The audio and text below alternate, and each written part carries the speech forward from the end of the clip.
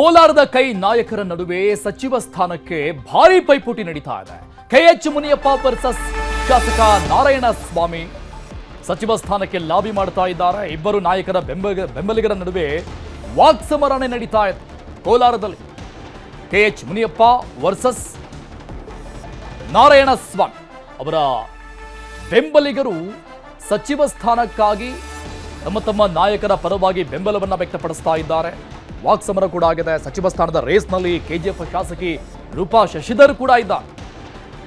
ಮೊದಲ ಲಿಸ್ಟಲ್ಲಿ ಇವರ ಹೆಸರು ಕೇಳಿ ಬರ್ತಾ ಇದೆ. ಮುನಿಯಪ್ಪ ವಿರುದ್ಧ ಶಾಸಕ ನಾರಾಯಣಸ್ವಾಮಿ ಬೆಂಬಲಿಗರು ಕಿಡಿಕಾರ್ತಾ ಇದ್ದಾರೆ. ಶಾಸಕ ನಾರಾಯಣಸ್ವಾಮಿಗೆ ಮಂತ್ರಿ ಸ್ಥಾನ ಕೊಡಲೇಬೇಕು ಅಂತ ಆಗ್ರಹ ವ್ಯಕ್ತವಾಗ್ತಾ ಇದೆ. ಮಂತ್ರಿ ಸ್ಥಾನ ಕೈತಪ್ಪಿದ್ರೆ ಕಾಂಗ್ರೆಸ್ಗೆ ಬುದ್ಧಿ ಕಲಿಸುವಂತಹ ಎಚ್ಚರಿಕೆಯನ್ನು ಕೊಡ್ತಾ ಇದ್ದಾರೆ. ಬಲಗೈ ಸಮುದಾಯದ ನಿರ್ಲಕ್ಷ್ಯ ಮಾಡ್ತಾ ಇದ್ದಾರೆ ಅಂತ ಆಕ್ರೋಶ.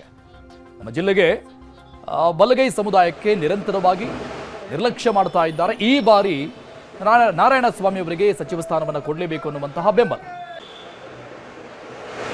ರಾಜಕೀಯ ಹಿತಾಸಕ್ತಿಗೋಸ್ಕರ ತನ್ನ ಪುತ್ರಿಯ ಒಂದು ರಾಜಕೀಯ ಭವಿಷ್ಯವನ್ನು ರೂಪಿಸ್ಲಿಕ್ಕೋಸ್ಕರ ಇವತ್ತು ಅವರು ತನ್ನ ಮಗಳಿಗೆ ಮಂತ್ರಿ ಸ್ಥಾನವನ್ನು ಕೇಳ್ತಾ ಇರ್ತಕ್ಕಂಥದ್ದು ಇವತ್ತು ನಮ್ಮ ಎಲ್ಲ ಕೋಲಾರ ಜಿಲ್ಲೆಯ ಬಲಗೈ ಸಮುದಾಯದ ಎಲ್ಲ ಮುಖಂಡರುಗಳಿಗೂ ಎಲ್ರಿಗೂ ಸಹ ಭಾಳಷ್ಟು ನೋವನ್ನು ತಂದಿದೆ.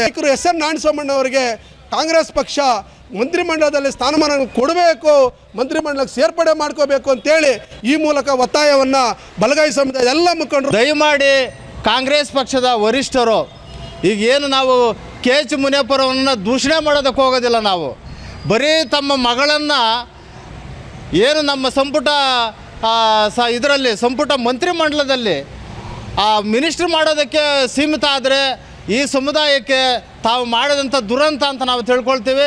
ದಯಮಾಡಿ ನಾವು ವರಿಷ್ಠರಲ್ಲಿ ಮನವಿ ಮಾಡ್ತೀವಿ. ನಮ್ಮ ಬಂಗಾರಪೇಟೆ ಕ್ಷೇತ್ರದ ಎಸ್ ಎನ್ ನಾರಾಯಣಸ್ವಾಮಿ ಅವರಿಗೆ ಈ ಸಮುದಾಯದಲ್ಲಿ ಅನ್ಯಾಯ ಆಗಿದೆ.